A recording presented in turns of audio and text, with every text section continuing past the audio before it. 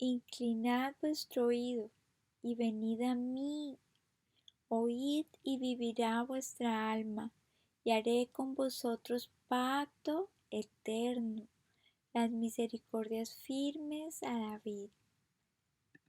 Bueno, pues muy buenos días. Seguimos entonces con el estudio de Isaías 55. Hoy vamos a analizar el versículo 3 que acabamos de leer. Hoy vamos entonces a hablar sobre el pacto eterno, sobre el nuevo pacto que el Señor Jesús nos quiere ofrecer. Entonces, ¿qué le parece si analizamos esto del pacto eterno con algunos capítulos que están en el Antiguo Testamento? Acompáñeme por favor a Jeremías capítulo 31. Dice Jeremías 31, el versículo 31. Se acerca el día, dice el Señor, en que haré un nuevo pacto con el pueblo de Israel y de Judá. Este pacto no será como el que hice con sus antepasados cuando los tomé de la mano y los saqué de la tierra de Egipto. Ellos rompieron ese pacto, a pesar de que los amé como un hombre ama a su esposa, dice el Señor. Pero este es el nuevo pacto que haré con el pueblo de Israel en ese día, dice el Señor. Pondré mis instrucciones en lo más profundo de ellos y las escribiré en su corazón. Yo seré su Dios y ellos serán mi pueblo. Entonces vemos aquí que ya Jeremías nos empieza a revelar de qué se trata este nuevo pacto. Lo primero que está diciendo es que no es igual al pacto que Dios hizo con el pueblo de Israel cuando lo sacó de Egipto. ¿Cuál era ese pacto? Pues el pacto de la ley. Luego de que saca a Israel de Egipto, Dios le da por medio de Moisés al pueblo de Israel un pacto de la ley, entonces le da los 10 mandamientos, entre otras leyes ceremoniales y otras leyes que ellos debían cumplir. Entonces, ¿qué pasa? Como el mismo versículo está diciendo, Israel no cumplió ese pacto. Entonces ese pacto dice que ya Dios no, digamos, ya no quiere, sino que quiere uno distinto, que es el que nuestro Señor Jesús nos ofrece. Entonces, ¿en qué consiste? Nos da una pista aquí, que ya no solamente les da esos mandamientos, esa ley, no solamente la escribe sobre unas tablas de piedra, que fue como se les entregó la ley al pueblo de Israel, sino que en vez de escribirlas en ese en esas tablas de piedra, dice que esas leyes las va a escribir en nuestros corazones. Entonces, como dice el pasaje, pondré mis instrucciones en lo más profundo de ellos y las escribiré en su corazón. Yo seré su Dios y ellos serán mi pueblo. Entonces está diciendo que las leyes las pondrá en nuestro corazón, en lo más profundo de nosotros. Entonces, ¿qué más dice sobre el nuevo pacto?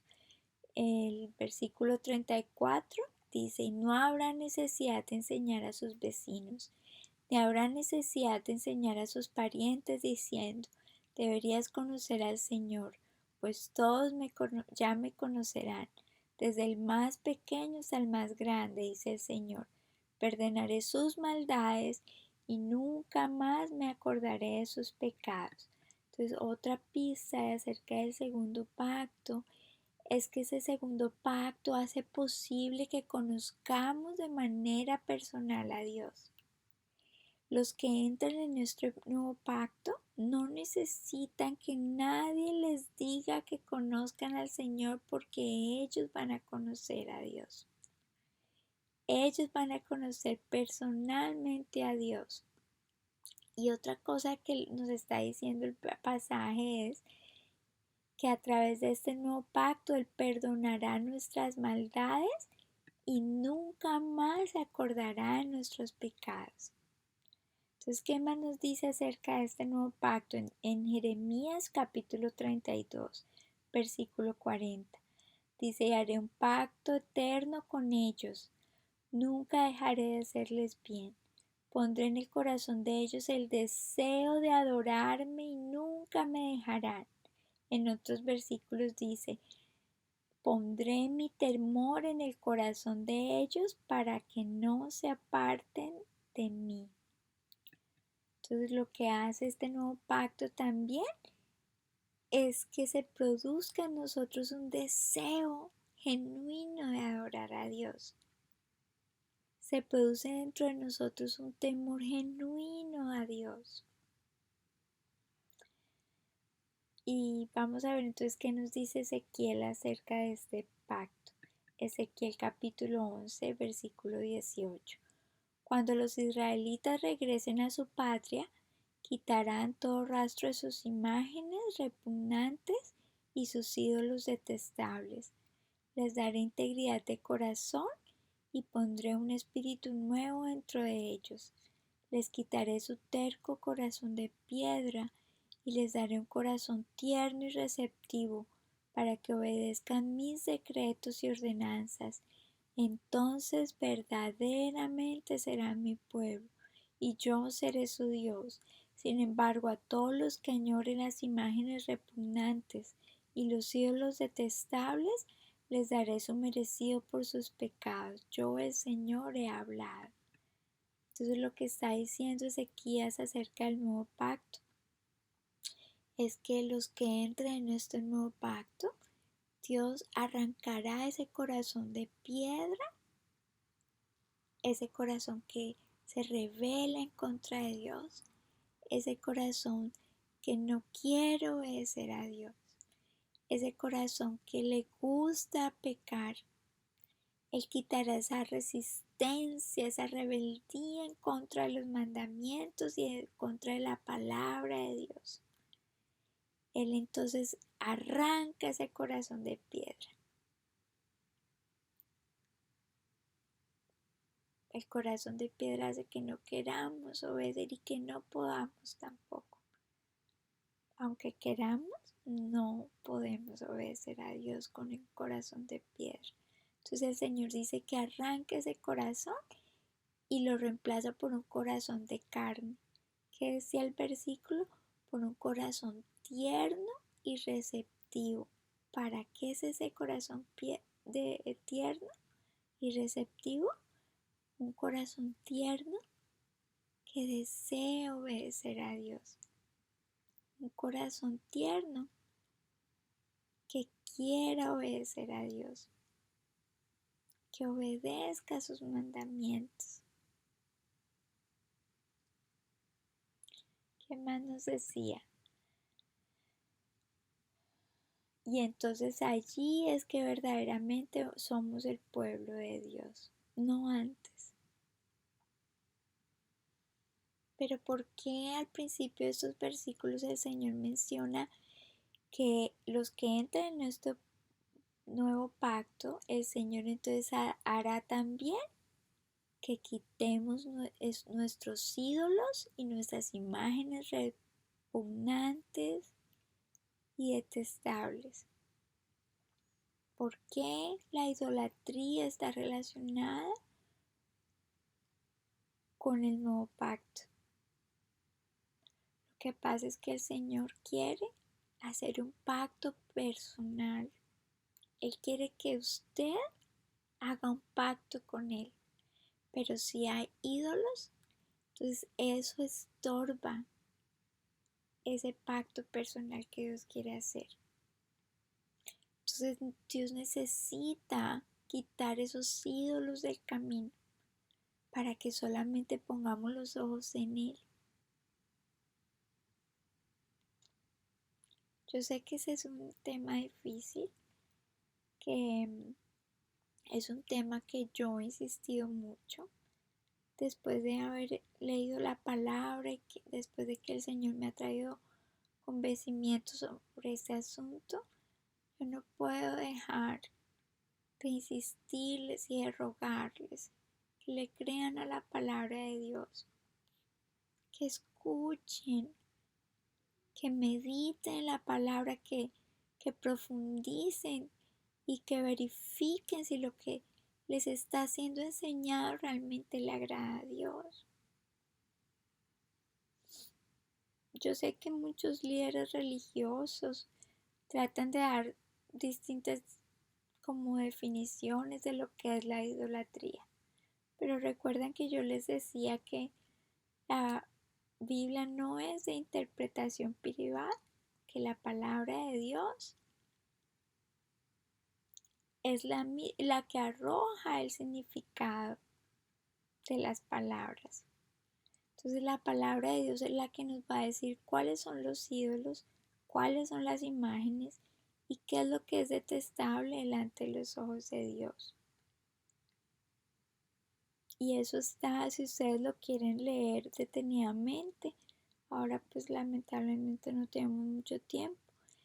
Segunda de Pedro, capítulo 1, del versículo 19 al 21. Ahí nos dice eso, que la palabra de Dios no es de interpretación privada, que no la podemos interpretar a nuestro propio parecer.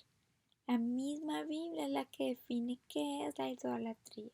Entonces yo quiero compartir con ustedes unos capítulos y les suplico y les ruego que escuchen.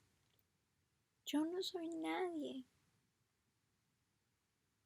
pero les pido que no rechacen la palabra de Dios que estoy hablando, porque no me rechazan a mí, porque no es mi propia palabra la que voy a hablar, sino es la palabra de Dios.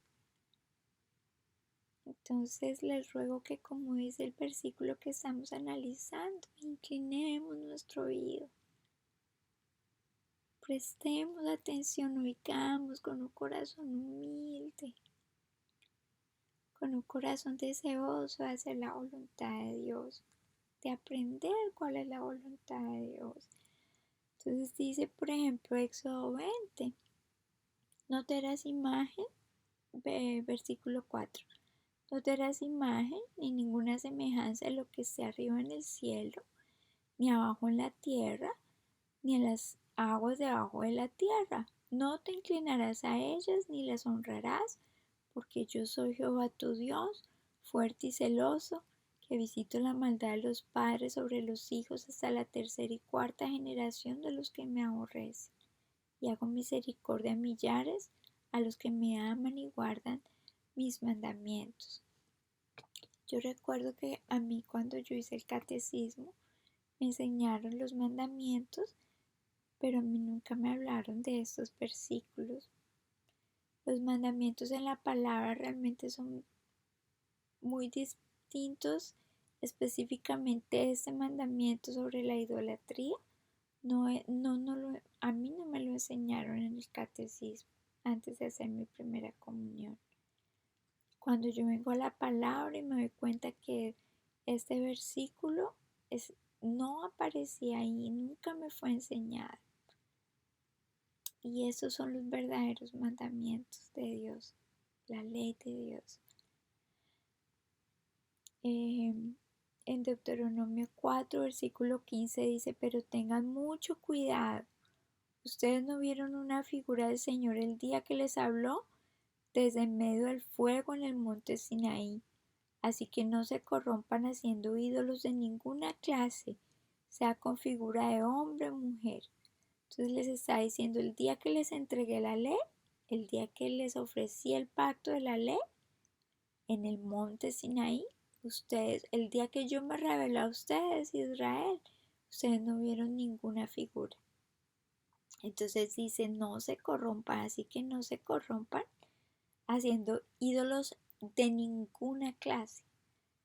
No es que unos sí y esto sí se permite, estos no, y que los ídolos son diferentes a las imágenes y que no, ahí dice ídolos de ninguna clase y vamos a seguir analizando qué son los ídolos. Mire, una pista es que dice que los ídolos tienen forma, figura o de hombre o de mujer. Es uno de los indicios de que es un ídolo delante de Dios. En el Salmo 115 también nos da otras pistas de lo que es un ídolo. Nuestro Dios, Salmo 115, versículo 3. Nuestro Dios está en los cielos y hace lo que le place. Los ídolos de ellos no son más que objetos. Entonces, un ídolo son objetos de plata, oro. Manos humanas les dieron forma. Otro pista de lo que es un ídolo, que son hechos por manos humanas, objetos hechos por manos humanas. Tienen boca pero no pueden hablar, ojos pero no pueden ver, oídos pero no pueden oír, nariz pero no pueden oler, manos pero no pueden sentir, pies pero no pueden caminar, garganta pero no pueden emitir sonidos. Y si los que hacen ídolos son iguales a ellos, como también todos los que confían en ellos. Dice, oh Israel, confía en el Señor, Él es tu ayudador y tu escudo. Está diciendo, no crean, no confíen en esos objetos que no pueden hablar, que no tienen vida, que tienen ojos y no ven, que tienen boca y no hablan. Dice, no confíen en eso, confíen en el Señor, que Él es nuestro ayudador. Habacuc 2, versículo 18 dice, ¿de qué sirve un ídolo tallado por hombres o una imagen fundida? Mire que habla de ídolo y también de imagen. Imagen fundida que te engaña. Dice que esos objetos y esas imágenes nos engañan. Qué necio es confiar en algo elaborado por tus propias manos. Un Dios que ni siquiera puede hablar. ¿Qué aflicción te espera a ti que le dices a ídolos de madera, despierten, sálvanos? A imágenes de piedra mudas dices, levántense y enséñenos. ¿Puede un ídolo decirte qué hacer? Aunque estén recubiertos de oro y plata, por dentro no tienen vida. Otra pista de lo que es un ídolo, no tienen vida, son objetos. Isaías 2, bueno, no tenemos mucho tiempo, entonces leamos Isaías 42, pero el Isaías 2 lo voy a dejar en las referencias para que lo estudien en su casa. Isaías 42 dice, yo soy el Señor, ese es mi nombre, no daré mi gloria a nadie más, ni compartiré mi alabanza con ídolos tallados. Entonces el Señor quiere que le busquemos a Él, ni a un ser humano, ni a ningún objeto, ni a dice ídolos que sean tallados, que solo Él merece la gloria, ni al ser humano, ni a los objetos.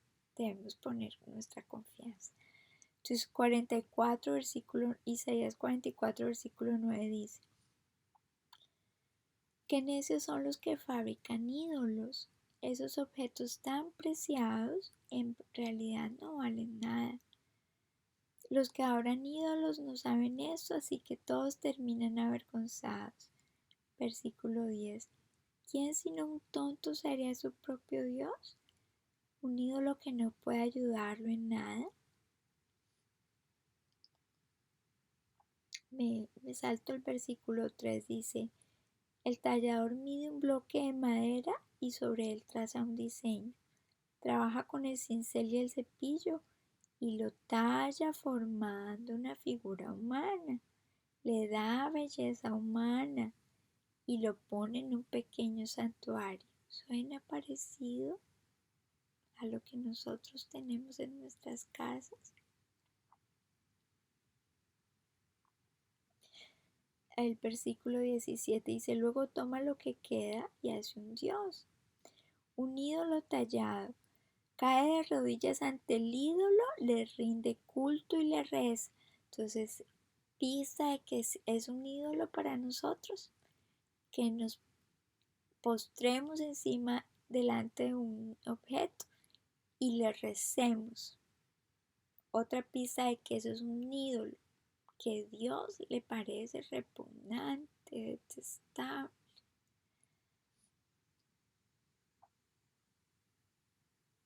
Y dice, cae de rodillas ante el ídolo, le rinde culto y le reza. rescátame, le dice, tú eres mi Dios.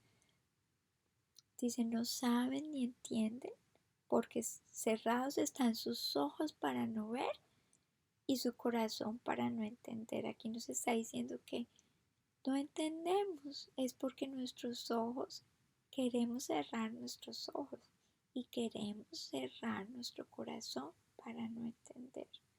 Nos aferramos a la mentira.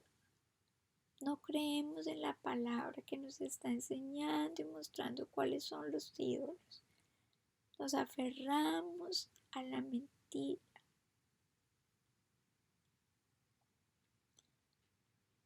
Dice en el versículo 19, la persona que hizo el ídolo nunca se detiene a reflexionar. Vaya, es solo un pedazo de madera. ¿Cómo es posible que, dice, quemé la mitad para tener calor? La usé para cocer el pan, asar carne. ¿Cómo es posible que lo que quede sea un Dios? ¿Acaso debo inclinarme a rendir culto a un pedazo de madera? Dice, de ceniza se alimenta, su corazón engañado le desvía, para que no libre su alma y diga, no es pura mentira lo que tengo en mi mano derecha. Isaías 45, versículo 20 dice,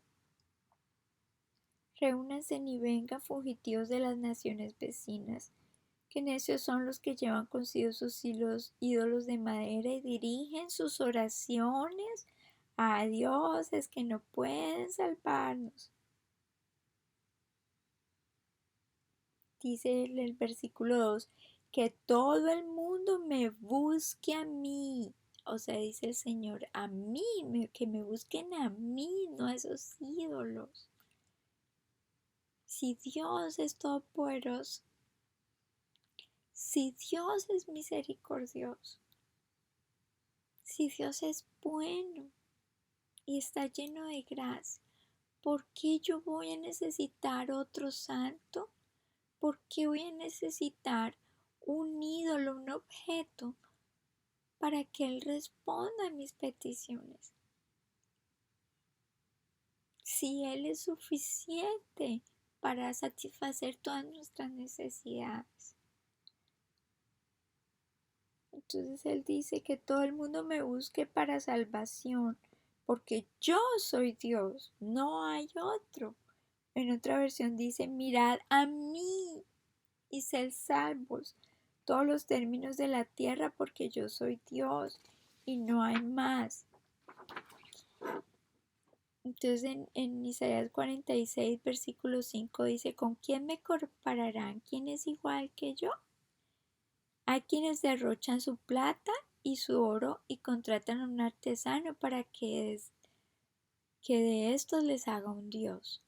Luego se inclinan y le rinden culto. Lo llevan sobre los hombros y cuando lo bajan allí se queda. Ni siquiera se puede mover.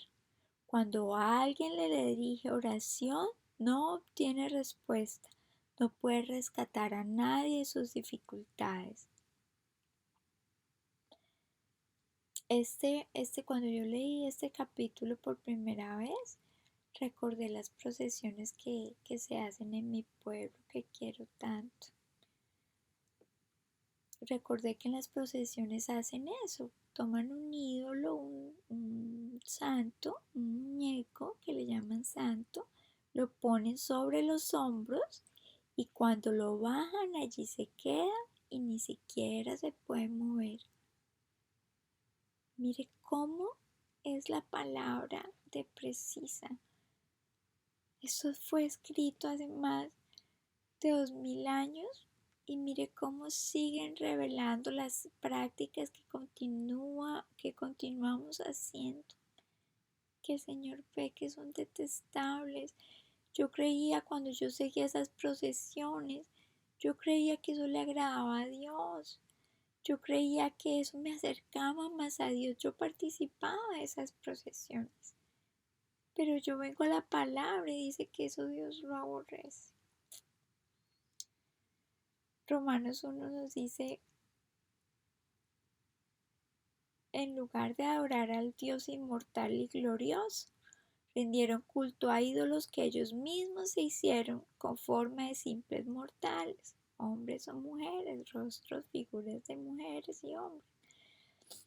En el 25 dice, cambiaron la verdad acerca de Dios por una mentira, y así rindieron culto y sirvieron a las cosas que Dios creó, pero no al Creador mismo, quien es digno de eterna alabanza. Entonces el Señor prohíbe que adoremos y le rindamos culto a cualquier cosa que Dios haya creado. Dice que Él quiere que le rindamos honor es al Creador, a Él. En 1 Corintios 6, versículo 9 dice, ¿no se dan cuenta que los que hacen lo malo no heredarán el reino de Dios?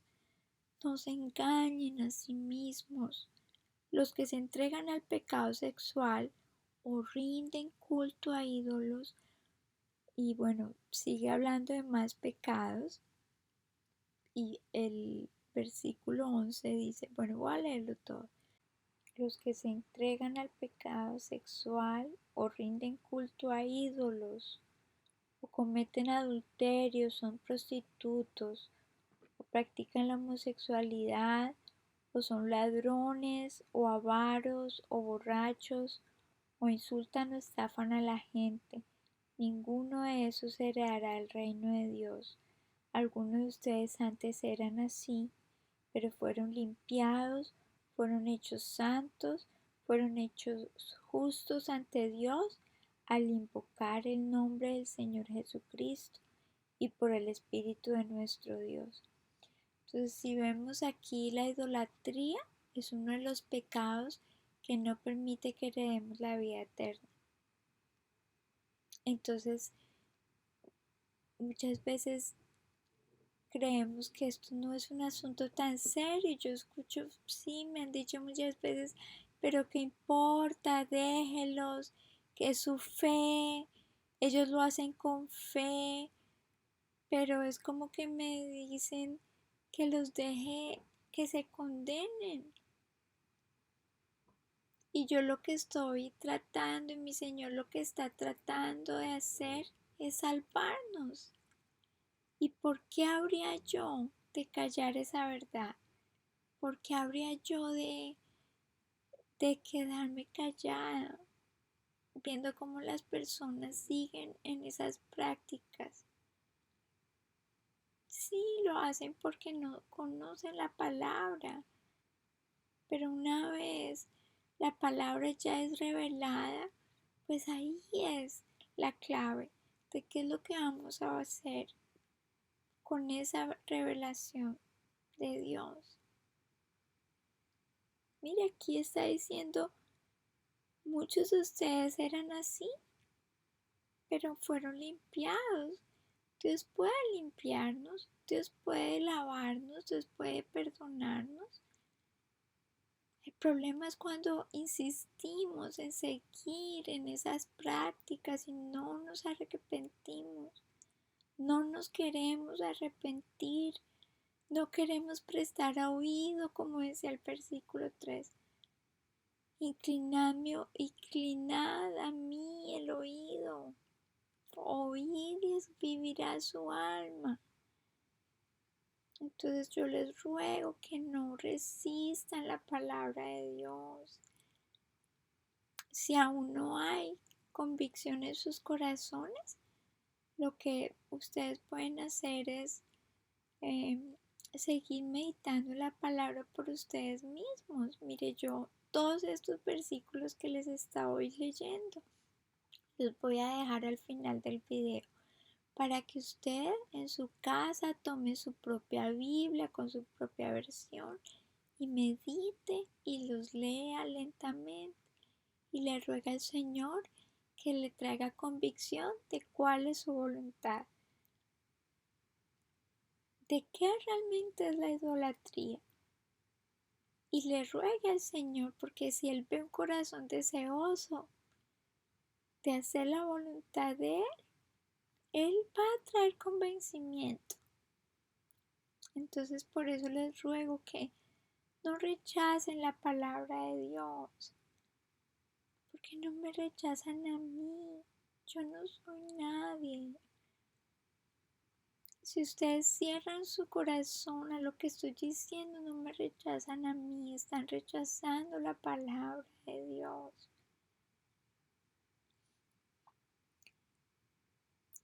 Y hay algo más todavía que quería explicarles.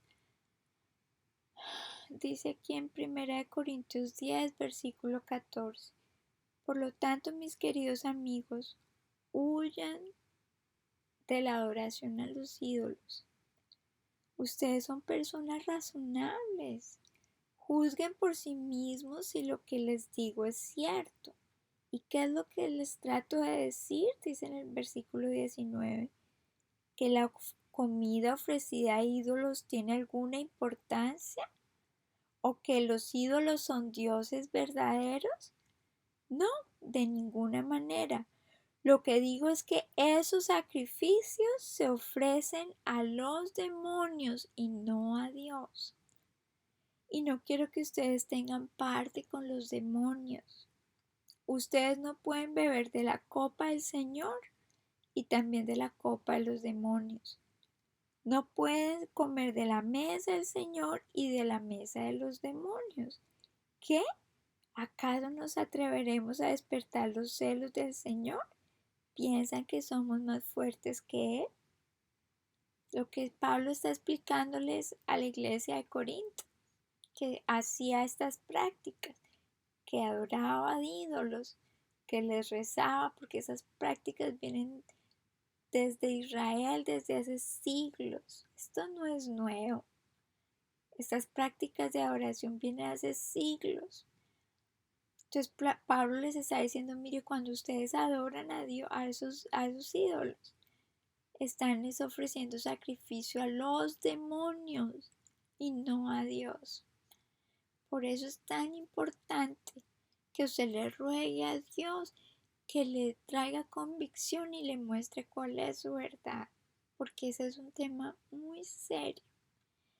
En Apocalipsis 9, el versículo 20 dice, sin embargo, los que no murieron en esas plagas, aún así rehusaron arrepentirse de sus fechorías y volverse a Dios. Siguieron rindiendo culto a demonios y a ídolos hechos de oro, plata, bronce, piedra y madera, ídolos que no pueden ni ver, ni oír, ni caminar. Entonces, mire, Dios nos llama al arrepentimiento, porque Él anhela hacer un pacto con cada uno de nosotros, pero de nosotros depende si nos arrepentimos, si resistimos la voluntad de Dios. Dios no puede forzarnos y nos deja en nuestra voluntad, pero la voluntad de Él es salvarnos.